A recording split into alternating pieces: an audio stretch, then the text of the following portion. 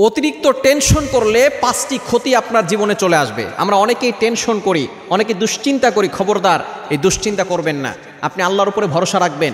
কষ্ট সব সময় থাকবে না, আকাশে মেঘ সব সময় থাকে না, আপনার কষ্টও থাকবে না। এখন কষ্ট আছে, অতীতে কেউ কষ্ট দিয়েছে, সেটা নিয়ে বেশি চিন্তা করবেন না, দুশ্চিন্তা করবেন না। তাহলে আপনার জীবনে 5টি ক্ষতি আসবে। 1 নাম্বার হচ্ছে, যারা টেনশন করে বেশি তাদের শারীরিক সমস্যা হয় বেশি, স্ট্রোক করে, বিভিন্ন রোগ বাসা বাঁধে, তারা ব্রেন স্ট্রোক করে, হার্ট অ্যাটাক করে। সুতরাং যদি সুস্থ থাকতে চান, ভালো থাকতে চান, টেনশন করবেন না।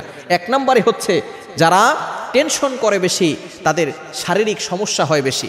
2 নাম্বার হচ্ছে, শারীরিক সমস্যার পরে মানসিক সমস্যা, মেজাজ খিটখিটে হয়ে যাওয়া, বেশি রাগ হয়ে যাওয়া এবং একটা জিনিস নিয়ে বারবার ভাবতে ভাবতে একটা সময় সে মানসিক রোগী হয়ে যায়।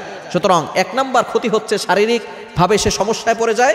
2 নাম্বার হচ্ছে মানসিকভাবে সমস্যায় পড়ে যায়। 3 নাম্বার হচ্ছে কাজে কর্মে তার অনীহা চলে আসে এবং স্টুডেন্ট হলে পড়ালেখা করতে মনে চায় না, পড়ালেখার প্রতি আগ্রহ থাকে না, কাজকর্মের প্রতি আগ্রহ থাকে না। দেখেন, দুশ্চিন্তা, টেনশন আমাদেরকে কোথায় নিয়ে যাচ্ছে।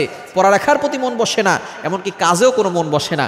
এবং 4 নাম্বার হচ্ছে, এমন একটা কাজ আমরা টেনশন করছি যার মাধ্যমে আমরা আল্লাহর উপর থেকে ভরসা হারিয়ে ফেলতেছি, আল্লাহ থেকে আমরা দূরে সরে যাচ্ছি।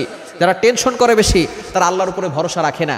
এই জন্য দেখা যাচ্ছে যে আস্তে আস্তে আল্লাহর থেকে তারা দূরে সরে যায়। আল্লাহর উপরে ভরসা রাখবেন, যা হওয়ার হয়ে গেছে, আল্লাহর উপরে ভরসা রাখুন, আল্লাহ তাআলা সহজ করে দিবেন। এবং 5 নাম্বার হচ্ছে, শরীরে বিভিন্ন ধরনের রোগ হয়, আস্তে আস্তে অসুস্থ হয়ে পড়ে এবং কঠিন ও জটিল বিভিন্ন ধরনের বিপদে সে পড়ে যায়। এজন্য আসুন আমরা এই সকল বিপদ থেকে বাঁচার জন্য, এমন একটা ক্ষতি, সেটা হচ্ছে সম্পর্ক বিচ্ছেদ হওয়ার সম্ভাবনা থাকে।